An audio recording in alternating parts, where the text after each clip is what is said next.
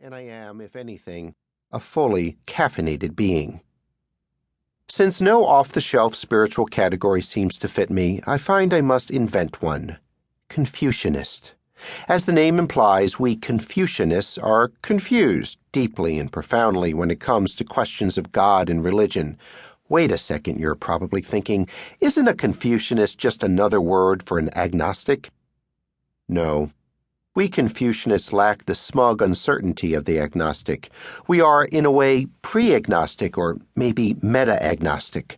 We're not even clear exactly what it is we're not clear about. We Confucianists throw our arms skyward and shout, we have absolutely no idea what our religious views are. We're not even sure we have any, but we're open to the unexpected and hope there is more to life than meets the eye. Beyond that, we are simply and utterly confused. I blame my confusion, as I do most things, on my parents. I was raised in a secular household where God's name was only uttered when someone stubbed their toe. God damn it, who put that chair there?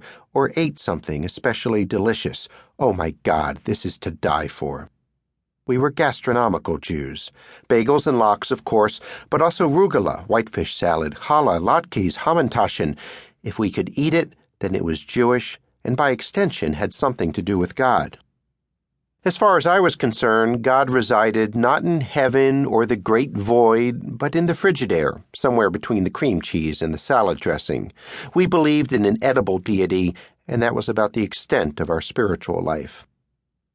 So, once a week I did attend Hebrew school, my parents enrolling me owing to that other Jewish tradition we maintained, guilt, but I found it much less relevant to my life than, say, breakfast. I couldn't understand what these ancient peoples, who weren't even smart enough to invent indoor plumbing, could possibly teach me about life. My family attended synagogue once a year on Yom Kippur, the Day of Atonement. It wasn't a lot of fun. I had to wear this blue polyester suit and clip-on tie, and all the adults were crabby, owing to the fasting, no doubt. The fasting bit really confused me because, as I said, I equated God with food, so I couldn't figure out why on this, the holiest day in the Jewish calendar, people weren't eating. Later, my years as a foreign correspondent for National Public Radio did little to rehabilitate God in my mind. I saw firsthand what was done in His name, and it wasn't pretty.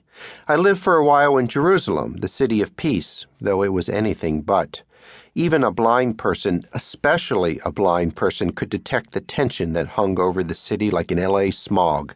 The thunderous kaboom of an Israeli fighter jet breaking the sound barrier alternated with the kaboom of a young Palestinian detonating a charge of explosives strapped to his chest.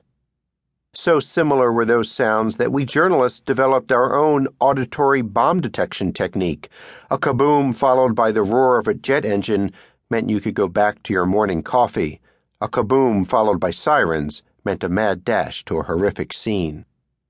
I also lived in India, the overachiever of the religious world. Over 330 million deities served, and there found myself more perplexed than outraged. I once attended the Kumbh Mela, a Hindu festival that attracts some 18 million people to the banks of the river Ganges. People traveled for days, weeks, in order to dunk themselves in the filthy, brackish water. It supposedly promoted good fortune and health. Yes, I thought, if the dysentery doesn't kill you first. It is faith, only faith, one of the holy dunkers told me. Isn't that enough? I didn't know what to say. Huck Finn's words sprang to mind, you can't pray a lie. But who was I, a foreign journalist with a microphone that I wielded like an assault rifle, to say what was a lie? Shortly after, I remember driving with an upper-class Indian playwright to an Ashura ritual. That's when Shiite Muslims commemorate the death of Ali, cousin and son-in-law of the Prophet Muhammad. The playwright got out of his SUV, removed his Ralph Lauren shirt, folding it neatly and placing it in the back seat, then, using a long metal prong of some sort, began to flay his naked back again and again in order to feel Ali's pain. I saw dozens of other men doing the same. Then I felt a fine mist of red liquid spray my face. Blood. It was raining blood.